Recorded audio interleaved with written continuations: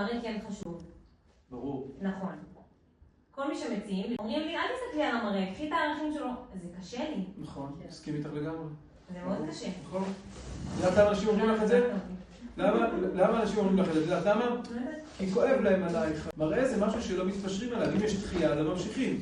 את לא צריכה להתפשר על מראה חיצוני, אבל את צריכה לדעת שלפעמים אנחנו יוצאים לפגישות עם קלסטרון בתוך הכיס, וכשזה לא מותאם לקלסטרון שציירנו, אנחנו לא ממשיכים. אני יכול לומר לך על שני בחורים שלי, שני תלמידים קרובים אליי מאוד, שבפגישה הראשונה שלהם חזרו אליי ואמרו לי, הרב, אנחנו לא ממשיכים. למה? כי לא מוצאת חן בעיניי חיצונית. דיברתי איתם ושמתי לב שאין דחייה, רק כי זה לא עמד על פי סולם הקריט, כאילו זה לא עמד על פי תווי הפנים שהוא צייר בקלסטרון שלו.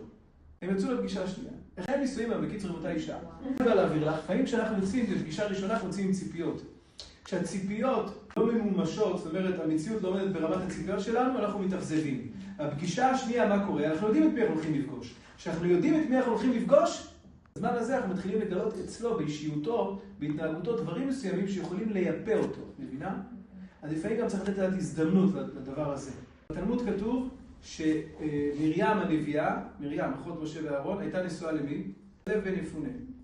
כתוב על מרים שלא הייתה במראה שלה הכי יפה בעולם. בסדר? בלשון המעטה. אבל בסוף כולם העידו עליה שהיא הייתה יפה. אתם יודעים למה? בעלה תמיד אמר לה, את אישה יפה, כלב, אמר, את אישה יפה, יפה, יפה, יפה, עד ישיר היא האמינה בזה, והייתה שמחה שהיא אישה יפה, השמחה שלה שינתה את תווי פניה. אדם שמח, כתוב לב שמח יטיב פנים. אדם עצוב, איך הוא נראה? הוא לא יפה.